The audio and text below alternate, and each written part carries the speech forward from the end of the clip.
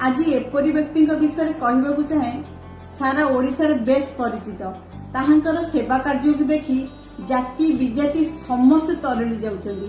से आउ केही नुहंती आम ओडिशार one and only prophet Ramakant पाणिसार विषय मुझे कहवाक चाहे। मु देखी अछि सारा ओडिशार किछि लोक रमाकांत पाणिसार को फोटो लगाई वीडियो करी किछि यूट्यूबर माने नाम कमेबारे एवं व्यूज बढ़ेबारे व्यक्ति व्यस्त रहउछन्ती। अन्य किछि लोक सेमानकु मीटिंग डाकिमेंट भाबी निजर परिचय ठीक करिया पई एवं रमाकांत पाणिसार को निंदा देबारे व्यस्त रहि अछन्ती। आसंतु जानिबा प्रकृत विषयटा कोन अटे। एहा आरंभ हुए कंधमाल मीटिंग। प्रभु को दास माने प्रभु को सेवा कार्य को बेपार करूछन्ती बोली प्रचार करूछन्ती। किछि दिन परे रमाकांत पाणिसार गोटे वीडियो तैयारी करंती। से वीडियोटी रे ये प्रकृत बेपारी ताहा प्रमाणित करा जाऊ। प्रथम विषय सबु संपत्ति को डोनेट कर देबा। द्वितीय विषय पालक मानकु सहाय्य करिया। तृतीय विषय कोन प्रकृत रे लोक माने बत्तीसमा नै कोन मन परिवर्तन करूछन्ती। मु जने बीजेपी हेले सुदा मोर गोटे छोट अनुभूति मार्क तार 10 पर्व 17 पदर गोटे धनी युवा व्यक्ति विषय किछि देखिया को पाई परछु। सेठी धनी युवा व्यक्ति प्रश्न पचारे स्वर्ग राज्यर अधिकारी होवा पई ताहाको कोन करिया पड़िबो।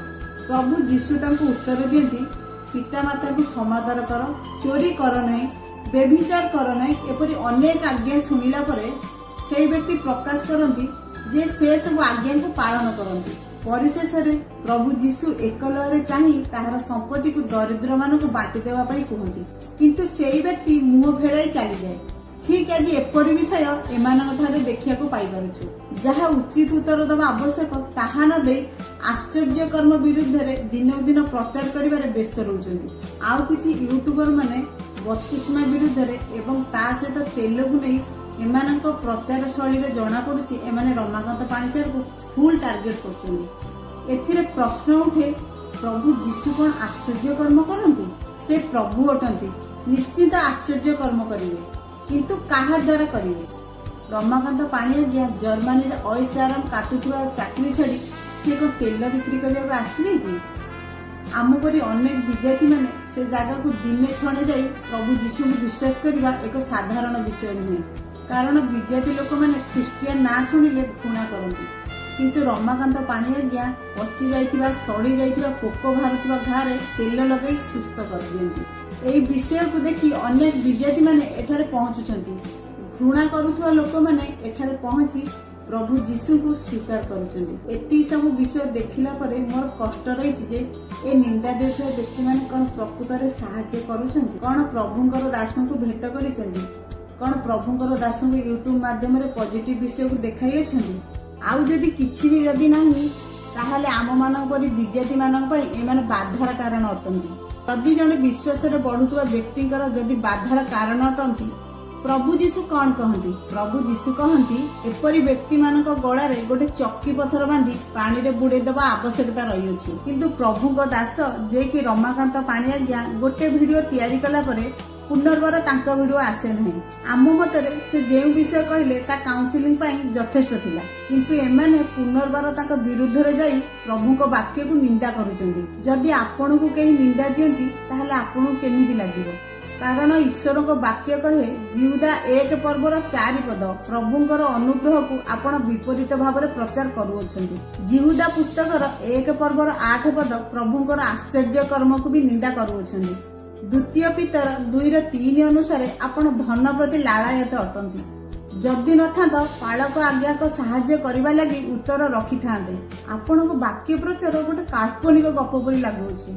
ईश्वर को वाक्य कहे प्रथम तिमोथी 4 पर्वर 7 पद अनुसार ओ ग्राह्य योग्य आपण जहाँ ठीक बुझिले ताहा आपण को ठीक लागिला। सेपरि आपण जिहुदा पुस्तक 1 पर्वर 10 पद अनुसार अज्ञान पशु परि प्रचार करूछनी। आमे विजेती हेले सुधा ईश्वर को गंभीरता बुझुछु। तो आपण माने बारंबार निंदा प्रचार करबा एहा आपनकर प्रकृति अटे। जदि वीडियोटी को भल लगे आपण माने जदि विजेती भूल कथा सुनिया को चाहती ताले आपण माने मो पे प्रार्थना करंतु जेपरि कि प्रोफेट रमाकांत पाणिग्या आमको समय सुजोग देई परबे तांक सहित कथा हवा पई। मु ए वीडियो माध्यम रे अनुरोध करूची ଅଧଘଣ୍ଟାର ବ୍ରୋଡକାଷ୍ଟ ପାଇଁ ସୁଯୋଗ ଦିଅନ୍ତୁ। ଏହି ଭିଡିଓଟିକୁ ବହୁଳ ମାତ୍ରାରେ ସେୟାର କରନ୍ତୁ ଯେପରିକି ରମାକାନ୍ତ ପାଣି ଆଜ୍ଞାଙ୍କ ପାଖରେ ପହଞ୍ଚି ପାରିବ ଆଉ ସେ ମତେ ପ୍ରଭୁ ଯୀଶୁ ଖ୍ରୀଷ୍ଟଙ୍କ ନାମରେ ସମସ୍ତଙ୍କୁ ନମସ୍କାର ଜ୍ଞାପନ କରେ। ନମସ୍କାର।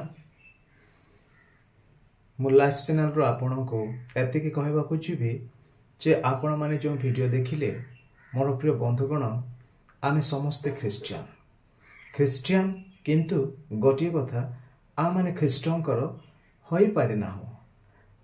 ଏହା ମୁଁ ଅନୁଭବ କରୁଛି। ଆପଣମାନଙ୍କ ଜୀବନରେ ଆପଣମାନେ କ'ଣ ଅନୁଭବ କରୁଛନ୍ତି ମୁଁ ଜାଣେ ନାହିଁ, କିନ୍ତୁ ଏହି ସର୍ଟ ଭିଡ଼ିଓ ଦେଖିବା ପରେ ମୁଁ ବୁଝିଲି ଯେ ପ୍ରଭୁ ଯୀଶୁଙ୍କୁ ସମସ୍ତେ ଜାଣନ୍ତି, ସମସ୍ତ ଧର୍ମର ଲୋକ ଜାଣନ୍ତି, ହେଲେ ସତ୍ୟତାକୁ ସେମାନେ ଜାଣିପାରୁନାହାନ୍ତି। କିନ୍ତୁ ଏହି ମା ଜଣକ ପ୍ରଭୁ ଯୀଶୁଙ୍କ ଠାରେ ଥିବା ସତ୍ୟତାକୁ ଜାଣିପାରିଲେ।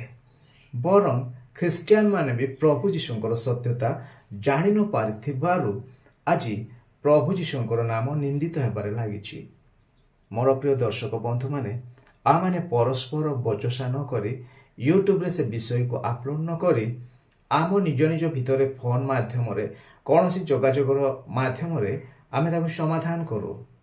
ଆମମାନେ ମିଡ଼ିଆରେ ତାହାକୁ ଅପଲୋଡ କରିବା ଦ୍ୱାରା ତାହା ବିଭିନ୍ନ ଧର୍ମର ଲୋକ ଆଉ ପ୍ରଭୁ ଯୀଶୁଙ୍କୁ ଘୃଣା କରୁଥିବା ଲୋକମାନେ ମଧ୍ୟ ପ୍ରଭୁ ଯୀଶୁଙ୍କୁ ଅତିରୁ ଇତି ପର୍ଯ୍ୟନ୍ତ ଘୃଣା କରୁଛନ୍ତି। ଆମମାନେ ଖ୍ରୀଷ୍ଟିଆନ କିନ୍ତୁ ଆମମାନଙ୍କ ଠାରେ ସତ୍ୟତା ନାହିଁ।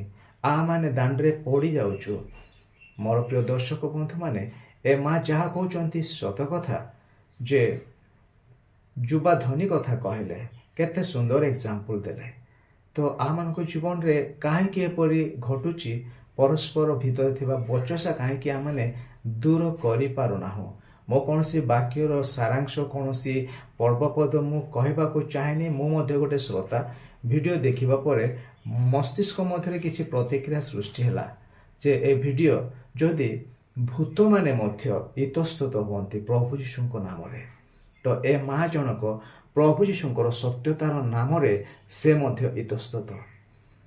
ମୋର ପ୍ରିୟ ଦର୍ଶକ ବନ୍ଧୁ, ଆମମାନେ ଖ୍ରୀଷ୍ଟିଆନ ହୋଇଯାଇଛୁ କିନ୍ତୁ ଆମମାନେ ଖ୍ରୀଷ୍ଟଙ୍କର ହୋଇପାରି ନାହୁଁ।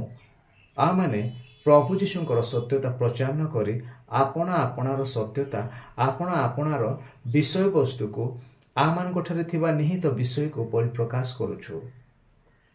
ଏ ମା ଠାରୁ ଆମମାନେ କିଛି ଶିକ୍ଷା କରୁ ତ ଆଗକୁ ସେପରି ନ ଘଟୁ କି କୌଣସି କେହି ଭିଡ଼ିଓ ଅପଲୋଡ ନ କରୁ।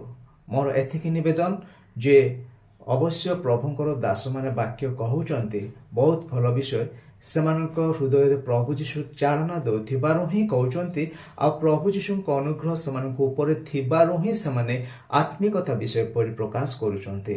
କିନ୍ତୁ ଆଉ କିଏ କେମିତି ବୁଝୁଛି, କେଉଁ ଭାବରେ କହୁଛି, କେଉଁ ଭାବରେ ବୁଝୁଛି, ତାହା ଜାଣିବା ଭାରି କଷ୍ଟ ହୋଇଯାଉଛି।